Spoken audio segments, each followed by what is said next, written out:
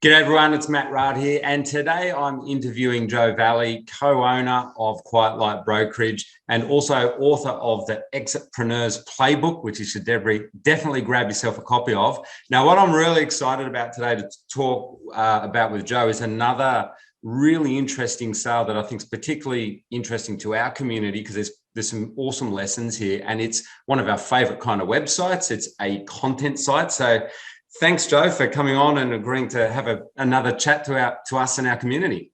Oh, good to be back, Matt. Good to be back. Awesome. And so, Joe, you and I have been talking about a really cool or a really interesting website that you've sold recently.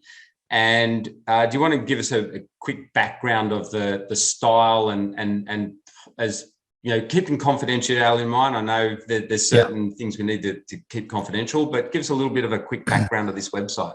Yeah, I want to talk about the site and then let's just jump into the buyer and what he's doing afterwards, because it's fascinating what he's doing with his content site development stuff. So it's a prepper site, right? So you know what that is. It's the end of the world, doomsday kind of preparation site. And it'd been around for a long time. It was a woman that owned it. She became the name and the face of the business. Everyone that ever visited the site visited because of an email she sent them, a social media post that she posted, whatever it was. They went to it because of a message from her, and they believed and trusted her and her experience, right? So that can become a challenge, right? A lot of people start these types of businesses because of their own expertise, but because of that expertise, it becomes harder to sell the business because they become the name and the face of it. And that was part of the challenge with this business. First and foremost, it's in a really niche space. So certain people are not going to feel comfortable with it. It's not like a pet site, right, on dogs. It's really unique.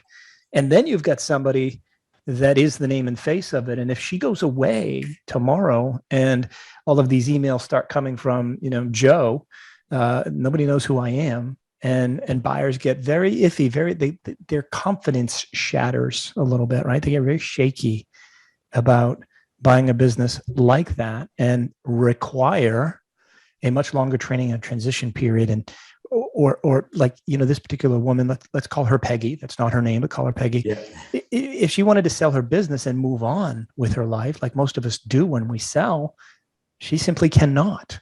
Yeah. Because people believed and trusted her. So the buyer, gentleman named Ewan, required that she stick around as the name and face for, I think it was up to a year was the agreement. Now that sounds simple and easy, and you say, okay, yeah, great, no problem. Peggy relieves herself of the daily grind of running the business, of writing copy and all that stuff. And all she has to do is just be the name and the face. But then there's trust. What is Ewan going to write that is going to have my name on it? You add the fact that Peggy ran a prepper site and she's paranoid to begin with. It became even more challenging to work out that language. And to clarify, poor old Ewan, he's not a prepper then himself, was he? Oh no, not at all. Not at all. He's just a digital entrepreneur. Yeah. We worked out. So one of the things I tell buyers all the time is the secret to buying a business when there's a lot of competitors also trying the business is just be a good human, be a good guy, be nice. Don't be a blank hole. And Ewan was just that. So there were multiple parties that were interested, but Peggy only wanted to work with Ewan. So that there was that trust that Ewan built. That's an interesting lesson in itself. We've noticed that a lot, and that's something we teach. You get the buyer to like you and trust you. Yeah, and vice versa. Get the seller, if you're buying, to like and trust you. I've sold businesses to people that paid 90% down with a big seller note. Doesn't sound like much, but it's $2.3 million site, and the seller took a 10% seller note over an all cash buyer simply because he liked the other guy. So it was difficult, and over the course of a year, it worked out okay. Ewan started substituting more caricatures not real people, in other words, for Peggy, so that he didn't run into the same problem someday when he sells the business. Now, he's more of the Warren Buffett mentality. He's building a portfolio and never, ever plans to sell it. Yeah. You know, we all transition our businesses someday. So someday he will, but he's still a young guy in his 30s. So it'll be a long time before he exits. But they worked it out. It was a challenge because she ended up having to approve everything that had her name on it or face on it, which is a challenge because you add another layer in there. Like, generally speaking, when you write something and you write it, you review it, you're ready to post it. Yeah. Now Peggy needs, 4 business days. I think it's actually 5 business days to review and accept it. And then, she's got a life, she has vacations and things of that nature. All that had to be worked out, just makes it more difficult. And because of the difficulty in that kind of a sale, you're not going to get the same kind of value you would if you were just running a straight up content site without your name and face on it, because it's easy. It's more easy to transfer and more acceptable to the larger population, which means there's going to be more competition for it, which means that the multiple will start off higher and end up higher as well, versus the site where you're the name and the face of it. So there's some good lessons here, guys, and everyone listening. We want to reiterate, this is a content website. So obviously, I hope you're appreciating this. There's some big challenges here for Joe and for the buyer and for the seller, for all parties, to make this work, because it's so reliant on the previous owner around their name. But also, we're not talking, Joe, I'm just sitting there thinking to myself, you make it sound actually pretty easy. Got 5 days to check out the ad. We're talking a significant site. This is not a small website sale. This is a significant website sale as well, isn't it? It's an affiliate, quite a large one. Yeah. So I'm presuming there was a lot of content going on to this site. A lot of content cycling through it, a lot of money being made, a lot of money on the line by Ewan when he's buying it. Yeah. And when you get yourself in a process and a system and you want to turn things around, all of a sudden the brakes are on because you got 5 days. You got to wait 5 more days for that content. Yeah. And God forbid she's actually on vacation, and then that 5 days turns to 2 weeks, or it's just little things where buyers lose control that makes them nervous and has them either pay less or create a transaction that has revenue or earnings on the back end. So you're going to get cash plus an earn out of some sort. This one ended up being an all cash deal because that's the type of guy Ewan is. But it still had a lot of entanglement in it for 12 months afterwards for Peggy. When she was ready to be done, she didn't sell it because she had a certain goal financially. Yeah. She sold it because she was tired. She wanted to move on. She was emotionally toast and needed to sell. Okay. And so one thing, it's really interesting. There was a lot of trust between the two of them. It's like she obviously wanted to sell to him. So in some ways, that's quite smart. It's one of the things we suggest in a business sale. We've always noticed, if both parties trust each other, especially in this situation where you're going to be entangled, like you said, for the next 12 months, I'm sure that it's not always perfect, but at least they both trust each other. So I'm interested, did you, in your role as a broker, how long did you stay involved with them after the sale? And how long did it take to get them to come to that sort of an agreement? Are you happy to share that? Yeah, it's actually, I was on vacation while this transaction was in the heat of closing. So I remember picking up the phone and helping Peggy through the emotional challenges of being tied to the business after closing, and the emotional challenges of having content go out there with her name on it, with her face on it. Her audience trusted her. She trusted Ewan to buy her business, but not to write, things and put her name on it. So it wasn't all about the money. And it's a strange thing. People sell their businesses because they're ready to move on and they're looking for the financial payday. But sometimes at the end of the day, you want a comfortable, healthy transaction. And sometimes it's not all about the money. And so you got to take all those things into consideration. The biggest role, and this is, Matt, I'm a psychiatrist, I'm a therapist, right? A lot of my clients will say, you know, in my letters of recommendations, my endorsement, what a therapist I am. The biggest challenge for somebody in my role is control and help people manage their expectations and their emotions more than anything else. Yeah. So in this situation with both, Ewan it's one of the biggest purchases he had made in his business to date, and Peggy, who's exiting to move on to her next adventure in life. It was a huge deal for both of them. And that, you know, no matter the price, whether you're selling a business that's only $50,000 in value or 500 or $1 million or 5 million, whatever the stage you're at, it's a big deal for you, right? Yeah.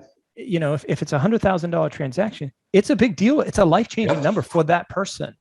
So it doesn't just change. The emotions are there regardless of the number. But it's a tough process. You just got to work through it. Trust is the absolute most important thing. When you are buying or selling a business. Make sure that you're developing trust. The best way to do that is to be honest. Don't stretch the truth. Don't stretch your numbers.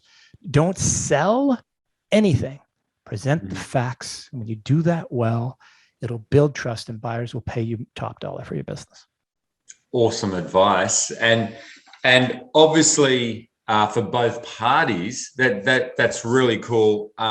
It fits exactly with the sort of thing we teach here as well, you know, and it's like that thing in life, that good things come to good people, or you know, people always, good people like to do deals together. It's like Warren Buffett, you know, that's how he's able to buy some of those acquisitions he's done over the years so quickly, because he says he does business with people he trusts and likes, and he knows when he does the due diligence, it's going to be reasonably accurate.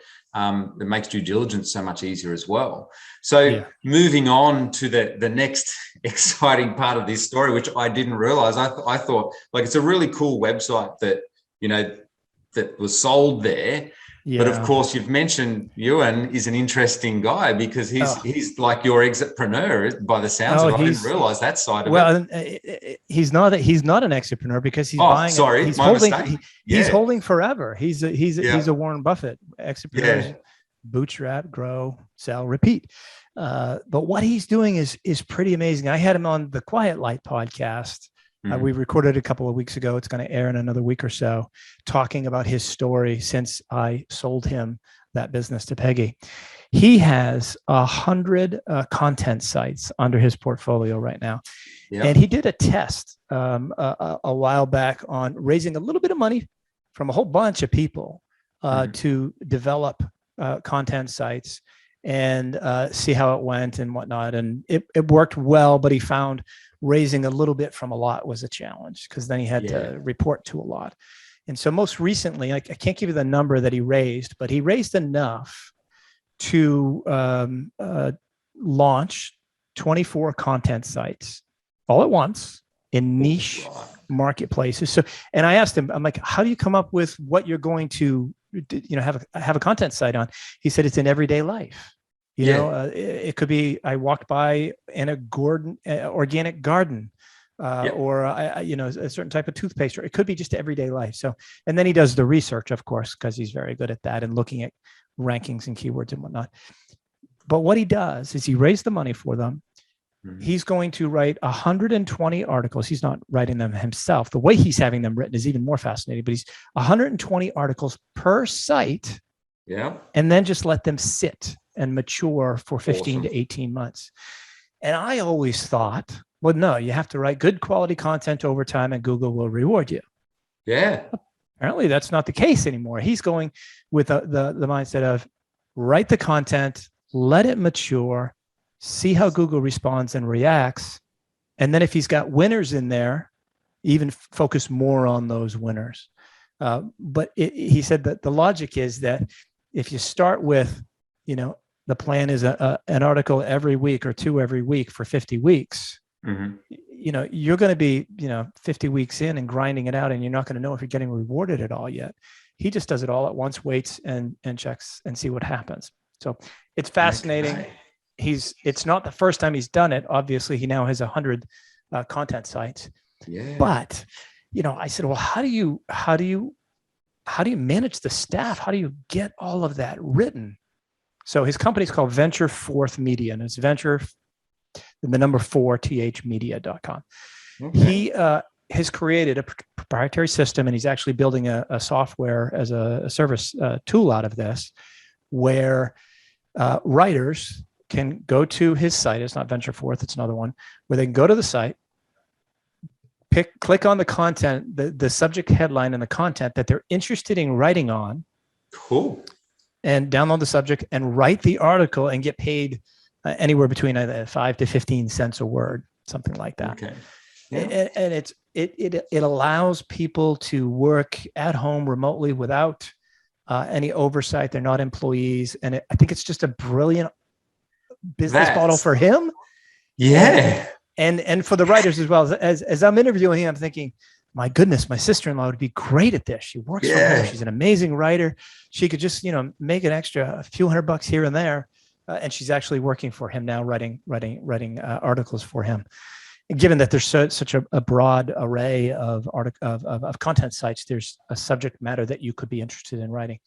So it comes to the question of how do you write about plumbing fixtures if you're not a plumber?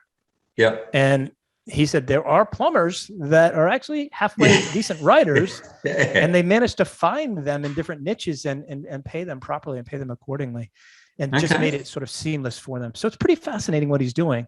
I wish that he was going to build it and sell it, but I think he's going to build and hold it forever. And actually, he's going to peel some off. It's inevitable, and he told me that he's going to peel some off and recoup some cash. And use that to build the next portfolio. What he may do is not raise money next time, but peel some off and use some of the proceeds that are his to keep to launch the next 100 sites. Yeah, to really ride those winners as well, you would presume, get there. Because that's what we found across over the years when, we've got like a portfolio of websites, and we always say to our clients, okay, say you've got 10 websites, out of those 10, and sometimes it's weird, you can't pick which ones are going to work, but it's an 80-20 rule. There's always 2 that seem to make it 80% of your money. And I like to think, because I'm so experienced, I can always pick which ones they are, but I can't. I'm shocked. Like sometimes these weird and wonderful niches you're in. I know why he's going into just everyday niches, because you look at some niches, and I've said to Liz, there's no way that site's going to make lots of money. I don't know why you bought that one. And then I've been proven wrong. It's the one that's taken off. And it's funny. So we segment our portfolio and just see which ones fly. And I think it's a really smart strategy. And then what you do is over the years, you sell off your lesser ones and you ride your good ones. I think it's a fantastic strategy. I mean, go you. And I'm sure he'll be selling his lesser ones. What do you think about the model of writing all that content up front and then waiting to see what happens? I wasn't so sure about it. He's done it once successfully. Yeah, that's for me in our community. I'm just thinking everyone who's listening to us are going, oh, what does Matt think of that? Because I'm an SEOer from like a decade ago. And the way I love building websites personally, and also what I teach is, in an ideal world, you make the site look natural, and you like, so in essence, you drip feed you make it the content. Ideally, you layer the content out over a year. And what I've said to all our clients is, I understand totally from a time management viewpoint, that's not effective at all. It is from time management viewpoints. I like Ewan's idea. I'm just sitting here going, that would be my dream, to go in and slap down 120 articles right up front and then just sit back and see what happens. But I guess I'm old fashioned, because of when it's so ingrained in me. When I first got online and learned, I got right into SEO. It was my big thing. And in amongst the people that Liz and I were hanging out with, like, we're all very successful in really competitive niches. All of us, these are all kind of underground people that you would never know, 7-figure websites and stuff. And we all did got to make it look natural. I did the same thing. I ran an e-commerce business that was driven by content, right? I wrote good quality content. Awesome. Over a 5-year period. I wrote, must have been 1,500, 2,000 word article at least once a month, bare minimum once a month. It was deep and in-depth on digestive health. Google rewarded me, and I sold the business 5 years after I started building it. But the world changes so quickly. It was interesting. I was a little blown away with his idea and his concept, but he's proven it out once. And I think the reason he does it is because he can't raise money and have the investors be incredibly patient about it. Yep. You've got to show that growth and ROI, and you want it, that buckshot approach. If I'm going to put up 24 right now, and this is what your money is going after, as opposed to the dripping it out one article a week or at a time or things like that. So Joe, he's launched 25 sites at a time, isn't he? Is that right? 24, yeah. 24 sites. Yep. That's really interesting because, Google rewards fresh content. And I still personally think, I'm not saying it wouldn't work. I can't help but be still biased towards the idea Google wants to see it,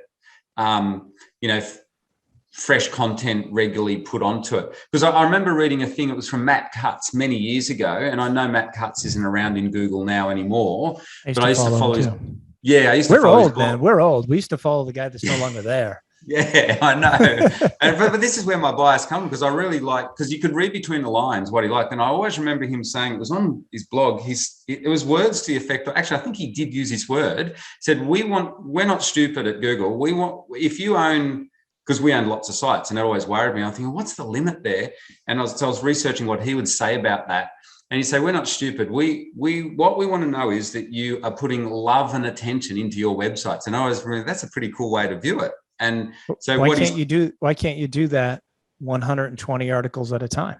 If you've got the resources like Ewan does, you write the good quality content, plop it all down there at once. I go to the site today. So instead of one article or 4 or 5 or 10, there's 120 that are all interlinking that let me go down that rabbit hole I want to go down on organic gardening, for instance. Okay. So I get the logic. I don't know if it's the approach I would take, but I get the logic a little bit.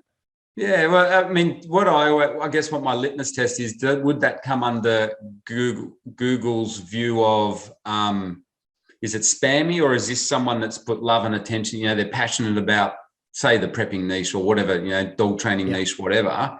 Is this someone that's just mass manufacturing it and throwing out a whole, because remember in the good old days, there were the big spam content sites where they would literally, and now admittedly, really poorly written articles, but they can just mass produce it. They would create it in, obviously, third world countries and stuff. And I think that's what always worried me. It's an obvious flag to Google to see this little tiny website all of a sudden just have 120 articles on it. That's always been my point, versus it having love and attention over a period of 12 months, 10 articles a month go onto it. That looks more natural to me. So that's my thinking. But obviously, maybe the world has changed. And like you said, if it's done properly, and obviously Ewan is doing this at a very high quality level, I'm guessing. Yeah. As I understand it, he is. I know that, someone like my sister-in-law is a brilliant writer. She's not, in a foreign country with very poor English skills and writing skills. So it is going to be good quality content, as whatever language they're writing, and it's going to be their first language, not their second or third. It sounds like, though, maybe Ewan Finzer is going to be a guest on your show someday, so you can hash this out with him. Absolutely. If he's open to it, I'd love to get him. And it's always fun at our events and stuff live when someone like Ewan just throws a spanner in the works, or cat amongst the pigeons, especially for poor old Matt in front of everyone, and goes, especially these young guys. So those young guys, they shake it up and they find a new way of doing something, and it's not. I would be fascinated. I'd love to see what happens here. I want to see how well this works. Well, I'll send you an intro. The key difference to point out here, though, is that he's doing it because he raised a whole bunch of money and can do it. Most people that are going into this space are bootstrapping it and cannot launch 120 articles that are well written by, first language English speakers. So, he has the capital to do it, and he's tested out that model, and it works. And the other thing, Joe, that I was sitting there thinking, and I just want to give this caveat to all our community who are listening, going, we're on Ewan's side, Matt, not guys, just realize Ewan is very experienced, and he's got the knowledge. He knows he's not building, as Joe just said, not a beginner site. He's got very talented writers, and he knows what he's doing. So please understand, managing 25 websites at one time, been there, done it, it is way harder than you realize, even though it sounds like how hard can it be? You're sitting at home, whatever, but very hard. Yeah. To do all that at once and to have the team. So Ewan's got the team, and as you just heard, he's got the funding. He's done some significant, he's got significant sized websites, and that does change the ballgame. Now, not to say for you guys, hopefully you guys with the BHAG, big, hairy, audacious goal, maybe you're sitting there going right now, okay, we can go out and raise funds. And I know some of you have done some much bigger deals, or you've got really successful websites. So this is a good goal to go for when you want to go really big and step it up. I think it's a brilliant go, Ewan. And then obviously I would highly recommend, as you step it up, you go and speak to Joe about, as you build them up, sell off the lesser ones or whatever, and really ride those winners. I think it's a really smart, I love long-term strategies, Joe. That's what we're all about. And I think this is really exciting. I did not expect this website sales story to turn into this. We took a twist. We took a twist. We went from preppers to launching 100 sites or 24 sites at one time, in a way that you don't do. So in a way that we don't teach, and we actually recommend again. So there you go. Yeah. Well, you and I do it the same way. At least it's the old-fashioned way. And yes, with the resources that most people have, right? And that's a huge difference. Ewan has years and years, decades worth of experience, number one, and lots of capital to do it with. Not only that, but one of the biggest challenge of an operation like that is having the writers. And so he developed software to allow the writers to grab an article, write it, submit it, get paid, those types of things. And then he's got people that are reviewing the writers' articles and editing them. It's beyond my level of competence, and I would never ever do it. I'm more of a one man, 2-man show. I know we've got 25 people here at Quiet Light now, but they don't work directly for me. So I haven't quite promoted myself to my level of incompetence yet. Yeah. There's still time yet, though. I'm sure it'll happen. Yeah. Wow. That was just awesome, Joe. I did not expect that. Thank you so much. And it's going to, there's going to be lots of our community members having lots of fun at our boot camps discussing this very topic now. I'm just sitting there thinking, gosh, but twist. Everyone heard Joe's caveat, Ewan's experience, and got lots of funding behind him. So there you go. There's my excuse. There's my out on that one. There's a process and a system. Don't take it lightly. Awesome. You got to do it your way. You can't be Ewan. Just be yourself. Yeah, be yourself, and realize your level of where you're at in the journey, like what your funding is and your capabilities and your headspace to handle however many websites and 120 articles at once and things. But it's you could do a blended. So I'm actually, after this interview, my take home is I'm just sitting here now thinking I'm going to have a chat with Liz, and we might do this with a few of our own sites, just test out the theory, maybe not 120 articles, but maybe 20 to 30 articles, and I'll just see what happens. So, it's a really fascinating, fascinating story. Sorry to throw the monkey wrench in your process in your system. Cool, that is awesome, Joe. Thanks so much for your time today, and I'd like to say a real special thank you. And I think those of you that if you didn't see our previous interview with Joe Valley from Quiet Light, you definitely need to check it out. It's on this blog. And also make sure you check out Joe's new book, the EXITpreneur's Playbook, because it's a really interesting business model as well. A bit different to Ewan's, as you heard Joe say. It's about basically flipping websites. So starting small, building them up and selling them off for progressively higher prices. And also, I think that interview as well and Joe's book demonstrates the value of having a good website broker on board with you. If you want to go down this path, I think you can see having an advisor like Joe on board can make a huge difference to all parties, whether you're a buyer or a seller of websites. So big thanks there, Joe, for coming on board again today. Look forward to our next one. My pleasure, Matt. Thanks for having me. Awesome. Thanks.